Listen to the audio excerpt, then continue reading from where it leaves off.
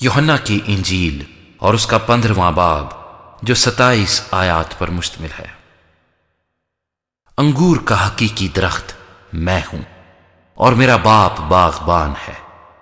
جو ڈالی مجھ میں ہے اور پھل نہیں لاتی اسے وہ کاٹ ڈالتا ہے، اور جو پھل لاتی ہے اسے چھانٹتا ہے تاکہ زیادہ پھل لائے۔ اب تم اس کلام کے سبب سے جو میں نے تم سے کیا پاک ہو۔ تم مجھ میں قائم رہو اور میں تم میں۔ جس طرح ڈالی اگر انگور کے درخت میں قائم نہ رہے تو اپنے آپ سے پھل نہیں لا سکتی، اسی طرح تم بھی اگر مجھ میں قائم نہ رہو تو پھل نہیں لا سکتے۔ میں انگور کا درخت ہوں، تم ڈالیاں ہو۔ جو مجھ میں قائم رہتا ہے اور میں اس میں، وہی بہت پھل لاتا ہے، کیونکہ مجھ سے جدا ہو کر تم کچھ نہیں کر سکتے۔ اگر کوئی مجھ میں قائم نہ رہے تو وہ ڈالی کی طرح پھینک دیا جاتا اور سوکھ جاتا ہے، اور لوگ انہیں جمع کر کے آگ میں جھونک دیتے ہیں اور وہ جل جاتی ہیں۔ اگر تم مجھ میں قائم رہو اور میری باتیں تم میں قائم رہیں تو جو چاہو مانگو وہ تمہارے لیے ہو جائے گا۔ میرے باپ کا جلال اسی سے ہوتا ہے کہ تم بہت سا پھل لاؤ، جب ہی تم میرے شاگرد ٹھہرو گے۔ جیسے باپ نے مجھ سے محبت رکھی ویسے ہی میں نے تم سے محبت رکھی۔ تم میری محبت میں قائم رہو۔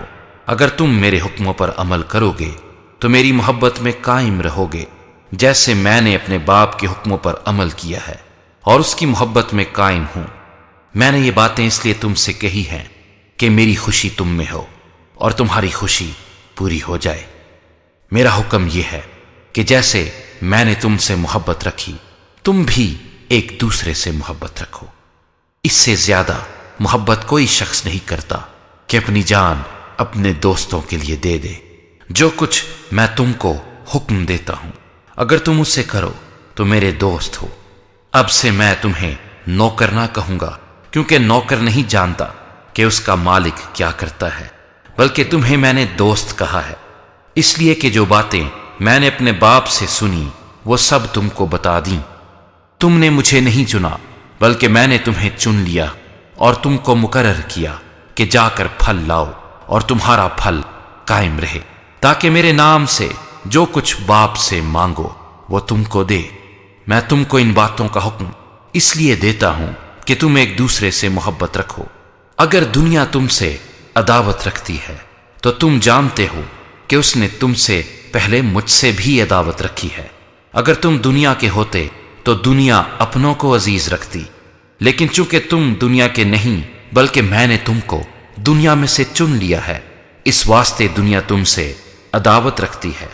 جو بات میں نے تم سے کہی تھی اسے یاد رکھو کہ نوکر اپنے مالک سے بڑا نہیں ہوتا۔ اگر انہوں نے مجھے ستایا تو تمہیں بھی ستائیں گے، اگر انہوں نے میری بات پر عمل کیا تو تمہاری بات پر بھی عمل کریں گے۔ لیکن یہ سب کچھ وہ میرے نام کے سبب سے تمہارے ساتھ کریں گے، کیونکہ وہ میرے بھیجنے والے کو نہیں جانتے۔ اگر میں نہ آتا اور ان سے کلام نہ کرتا تو وہ گنہگار نہ ٹھہرتے، لیکن اب ان کے پاس ان کے گناہ کا عذر نہیں۔ جو مجھ سے عداوت رکھتا ہے وہ میرے باپ سے بھی عداوت رکھتا ہے۔ اگر میں ان میں وہ کام نہ کرتا جو کسی دوسرے نے نہیں کیے تو وہ گنہگار نہ ٹھہرتے، مگر اب تو انہوں نے مجھے اور میرے باپ دونوں کو دیکھا اور دونوں سے عداوت رکھی۔